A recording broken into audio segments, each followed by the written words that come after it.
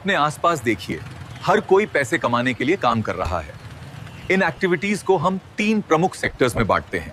मैं नेचर से सीधे रिसोर्सेज लेता हूँ। खेती, डेयरी, फिशिंग, फॉरेस्ट्री जैसे काम प्राइमरी सेक्टर में आते हैं, जो इकोनॉमी की पहली सीढ़ी है।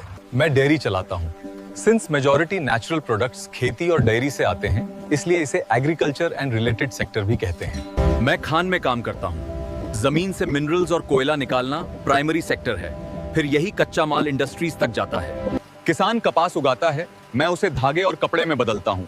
नेचुरल चीजें मैन्युफैक्चरिंग से बदलें तो सेकेंडरी सेक्टर कहलाती हैं। ये मिट्टी नेचर से मिली, फैक्ट्री में उसे ईंट बनाना सेकेंडरी सेक्टर है, इसलिए इसे इंडस्ट्रियल सेक्टर भी कहा जाता है हमारे लिए भी। मैन्युफैक्चरिंग छोटे घर से बड़ी फैक्ट्री तक हो सकती है।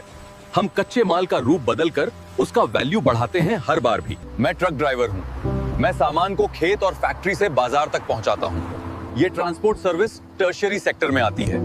मैं बैंक मैनेजर हूँ। बैंकिंग और इंश्योरेंस जैसी सर्विसेज प्रोडक्शन को सपोर्ट करती हैं, पर खुद कोई गुड्स नहीं बनाती। ये टर्शियरी सेक्टर है। मैं आईटी इंजीनियर हूँ। कम्युनिकेशन और इंफॉर्मेशन टेक्नोलॉजी की सर्विसेज टर्शियरी सेक्टर में आती हैं, जो लोगों और बाजारों को जोड़ती हैं तेजी से। मैं डॉक्टर हूँ। डॉक्टर, टीचर, धोबी जैसी जॉब्स कोई गुड्स नहीं बनाती, वे लोगों को सीधी सर्विस देती हैं, इसीलिए इसे सर्विस या टर्शियरी सेक्टर कहा जाता है। मैं दुकानदार हूँ।